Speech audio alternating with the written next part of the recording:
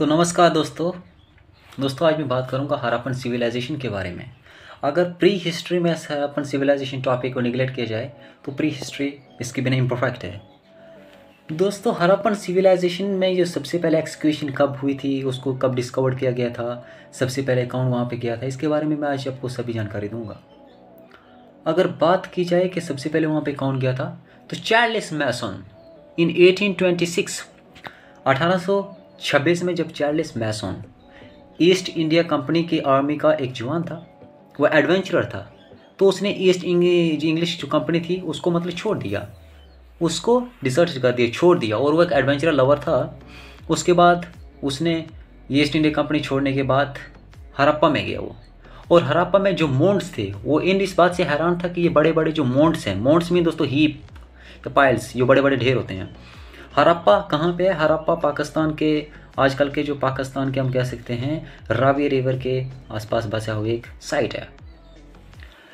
तो उस बात से दोस्तों वह हैरान हो गया था कि हड़प्पा में बहुत बड़े बड़े ये मोन्ड्स हैं, ये कैसे बने हैं।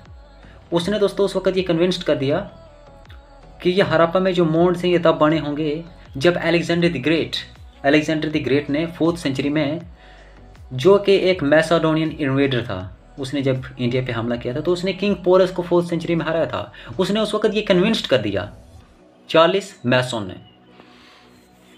कुछ सालों बाद दोस्तों जब वहाँ पे अलेक्जेंडर ब्यूनिस वहाँ पे दोबारा जाता है, because he was interested in just excavating a lot of the site, वहाँ पे उसने कुछ ज़्यादा प्रिसाइज सिग्निफिकेंस नहीं दी, उसको कुछ खास सबूत नहीं मिले। लेकिन दोस्तों कुछ डिकेट्स के बाद जहाँ पे अलेक्जेंडर वहाँ पे कनिंग जाते हैं तो एक टर्निंग पॉइंट आ जाता है इस साइट्स को एक्सक्वेट करने के लिए। अलेक्जेंडर जब वहाँ पे कनिंघम जाता है एक director, as a director general of the East India, as a director engineer के तौर पे जाता है वहाँ पे ईस्ट इंडिया कंपनी का, तो वहाँ पे वो कुछ साइट्स को एक्सक्यूट करता है, कुछ मोड्स को एक्सक्यूट करता है, कुछ उसके हाथ में सबूत मिलते हैं, लेकिन उसने फिर भी इसके ज़्यादा कोई सिग्निफिकेंस नहीं दी। बाद में दोस्तों कुछ सालों बाद जब वो वहाँ बाद में जाता है तो 1872 में जब वो वहाँ पे हमारा जो कनिंघम वगैरह जो ईस्ट इंडिया कंपनी का पहले डायरेक्टर इंजीनियर था, बाद में जब वो आर्कियोलॉजिकल सर्वे ऑफ इंडिया का डायरेक्टर जनरल बन के 1872 में उसी साइट में दोबारा जाता है, तो वहाँ पे वो कुछ सबूत इकट्ठे करने के लिए कि यहाँ पे कुछ सिविलाइजेशन हुई थी, तो अपने साथ कुछ एक टीम लेता है जहाँ पे वो एक्सक्यूशन करता है दोस्तों। वो मोन्ड्स जो बहुत बड़े बड़े मोन्ड्स होते हैं उनकी एक्सक्यूशन करता है, लेकिन वो उससे बैडली डिस्टर्ब हो जाता है। जो वहाँ पे रेलवे कॉन्ट्रैक्टर थे उनकी वजह से वो बैडली डिस्टर्ब हो जाता है और अच्छे तरीके से एक्सक्यूशन नहीं कर सकता है वो। उसको कुछ सबूत हाथ मिलते हैं, उसको कुछ टूल्स हाथ मिलते हैं, उसको कुछ सील्स मिलते हैं, और एक जो सील्स मिली थी उसको जहाँ पे एक बुल था, और बुल के पास जो हम्प नहीं था दोस्तों, हम्प होता है जो बुल का जो ऊपर वाला हिस्सा होता है उसको हम्प बोलते हैं दोस्तों, और इसी बात से वो उसने निगलेक्ट कर दिया। एक इंपॉर्टेंट जो क्ल्यू था उसने वो छोड़ दिया। उसने कहा कि ये फॉरेन हो सकता है, ये फॉरेन से हो सकता है यहाँ पे, लेकिन उसको ये नहीं पता था कि ये इंपॉर्टेंट हड़प्पन सिविलाइजेशन का एक इंपॉर्टेंट प्रूफ है। उसके बाद दोस्तों आर्कियोलॉजिकल जो सर्वे ऑफ इंडिया का ये मानना था, वो ज़्यादा एक इंपॉर्टेंस नहीं दे रहे थे। आर्कियोलॉजिकल सर्वे ऑफ इंडिया के जो लोग थे वो ज़्यादा इंपॉर्टेंस नहीं दे रहे थे हड़प्पन सिविलाइजेशन पे। जब हड़प्पा साइट जब उन्होंने डिस्कवर कर दी थी, हड़प्पा साइट के बारे में जब वो बार बार वहाँ पे जा रहे थे, क्योंकि वहाँ पे बहुत बड़े बड़े मोन्ड्स बने हुए थे, वहाँ पे ब्रिक्स का हड़प्पन सिविलाइजेशन में ज़्यादा से ज़्यादा इस्तेमाल किया जाता था। ब्रिक्स का दोस्तों घर बनाने के लिए मड का इस्तेमाल किया जाता था, स्टोन्स का इस्तेमाल किया जाता था, और उनकी जो ब्रिक्स थी आज की कंपेरिजन में सबसे बड़ी बड़ी ब्रिक्स हुआ करती थी। जब हमारे आर्कियोलॉजिकल सर्वे ऑफ इंडिया के जो कुछ ऑफिसर्स थे वो निगलेक्ट कर रहे थे किस बात को, कि यहाँ पे कुछ सिविलाइजेशन ना हुई है। और दोस्तों हमारे आर्कियोलॉजिकल सर्वे ऑफ इंडिया के एक ऑफिसर पंडित हीरानंद शास्त्री, उनका ये कहना था कि there is nothing any point in executing the Harappa को एक्सक्यूट करने, हड़प्पा साइट को एक्सक्यूट करने से उनको उनके हाथ में कुछ नहीं लगेगा। ये पंडित हीरानंद शास्त्री की स्टेटमेंट थी। और इवन के दोस्तों डी आर बंदरकर का कहना था कि जो मोहनजोदारो यानी 300 माइल्स नॉर्थ की साइड पड़ने वाला, जो 300 मतलब कराची के नॉर्थ की साइड में जो 300 माइल की डिस्टेंस पे एक किस्म का एक छोटी सी विलेज, एक साइट है जिसको मोहनजोदारो कहा जाता है। Mohenjodaro it mean the Mond of the dead, Mohenjodaro Mond of the dead के नाम से भी जाना जाता है। उसका ये कहना था कि ये 250 सालों से ज़्यादा पुराना नहीं हो सकता है।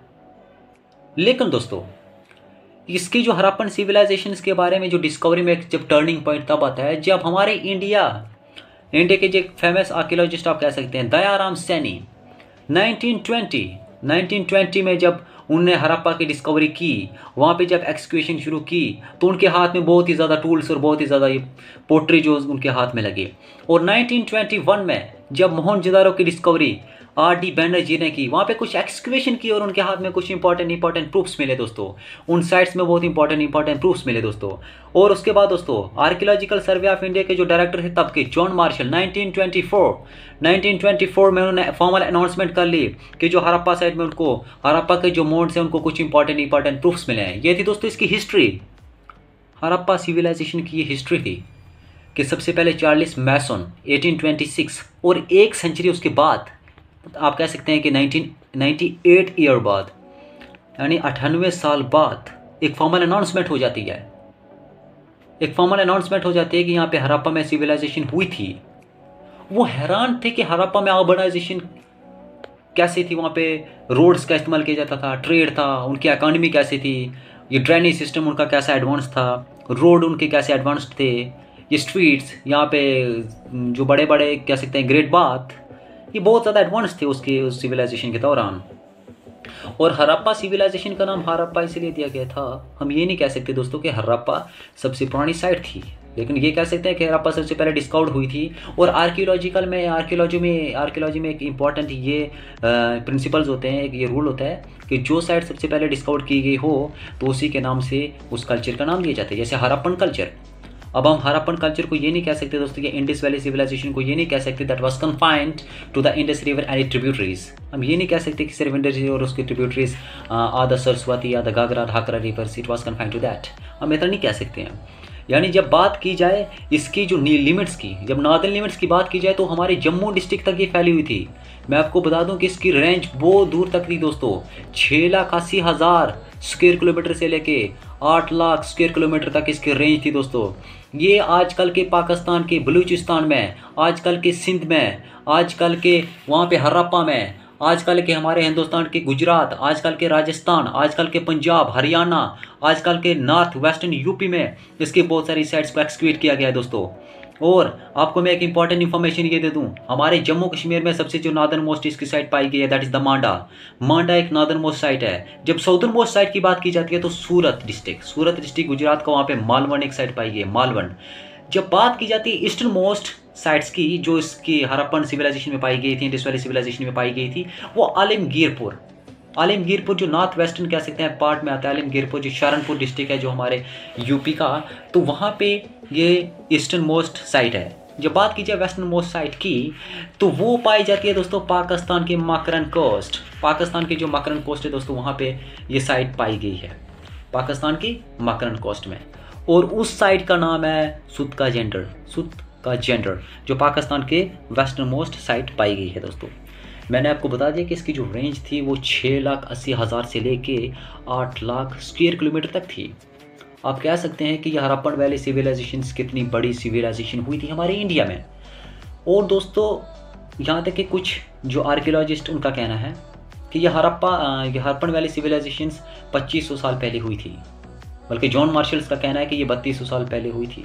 बाद में उन्होंने इसका ये भी कुछ चेंजिंग लाई थी, कुछ का कहना था दोस्तों ये 2500 साल से लेके 1900 या 2000 साल पहले BC में हुई थी, 2000 BC में, 2500 से लेके 2000 BC, यानी अगर ये मतलब कि आप कह सकते हैं कि ये 5000 साल पहले ये सिविलाइजेशन हुई थी। बहुत सारे आर्कियोलॉजिस्ट अलग अलग स्टेटमेंट देते हैं। इस सिविलाइजेशन को सरस्वती सिविलाइजेशन या सिंधु सरस्वती सिविलाइजेशन भी कहा जाता है। कुछ स्कॉलर इसको सरस्वती या सिंधु सरस्वती सिविलाइजेशन भी कहते हैं। और दोस्तों इसमें इस सिविलाइजेशन में दोस्तों जो हमको मेन जो प्रूफ मिले हैं तो वो कुछ टूल्स हैं और दोस्तों कुछ पोट्री मिली है, कुछ ब्रिक्स मिले हैं, यानी इसमें आर्कियोलॉजिस्ट को बहुत ही ज़्यादा सबूत मिले हैं। जो पोइट्री है दोस्तों, पोट्री हमको रेड कलर में दिखाई गई है, जहाँ पे ब्लैक कलर से कुछ पेंट किया गया है इस पोट्री में। 1950 में जब रेडियो कार्बन डेटिंग की इन्वेंशन हुई थी, उसके बाद ये हड़प्पन सिविलाइजेशन के बारे में जानने के लिए बहुत ही ज़्यादा एक इम्प्रूवमेंट, एक एडवांसमेंट आ गई थी।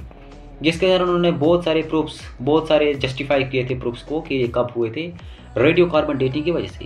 हड़प्पन सिविलाइजेशन, हड़प्पन कल्चर को 3 फेजेस में इन्होंने डिवाइड किया था, early Harappa, mature Harappa and the late Harappa. Early Harappa में दोस्तों प्रोटो अर्बन फेस आया था, ये प्रोटो अर्बन फेस, यानी ज़्यादा उस वक्त अर्बनाइजेशन नहीं हुई थी। बाद में जो मैच्योर हड़प्पा था तो ज़्यादा से ज़्यादा अर्बनाइजेशन हुई थी, ज़्यादा से ज़्यादा पीपल्स अर्बन एरियाज में रहने शुरू हो गए थे। बाद में जब लेट हड़प्पा आया था तो ये डिक्लाइन हो चुका है दोस्तों। हड़प्पन सिविलाइजेशन पूरी की पूरी डिक्लाइन हो चुकी है। मैं आपको दूसरी वीडियो में बताऊंगा कि हड़प्पन सिविलाइजेशन डिक्लाइन होने के क्या क्या प्रूफ है, कौन कौन सी थ्योरी दी गई है, वहाँ के पीपल कैसे थे, उनका ट्रेड कहाँ तक फैला हुआ था, रोड का सिस्टम कैसा था दोस्तों, स्ट्रीट लाइट्स का इस्तेमाल किया जाता था हड़प्पन वैली सिविलाइजेशन में। ये फास्ट, आप ये भी कह सकते हैं हड़प्पन वैली सिविलाइजेशन एक फास्ट अर्बनाइजेशन का फेज था।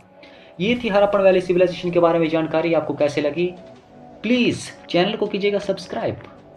और जो जेनरिक हिस्ट्री या हिस्ट्री के कोई भी स्टूडेंट है उनके लिए एक इंपॉर्टेंट टॉपिक है, इसको अच्छे तरीके से समझना। दोस्तों मैंने इस पे लेक्चर दिया है और अगला जो लेक्चर दूंगा दोस्तों मैं, तो वो मैं दूंगा कि इसका डिक्लाइन कैसे हुआ था और इकोनॉमी कैसी थी वहाँ उनकी, पीपल कैसे थे और ट्रेड क्या था उनको दोस्तों। जय हिंद, जय भारत।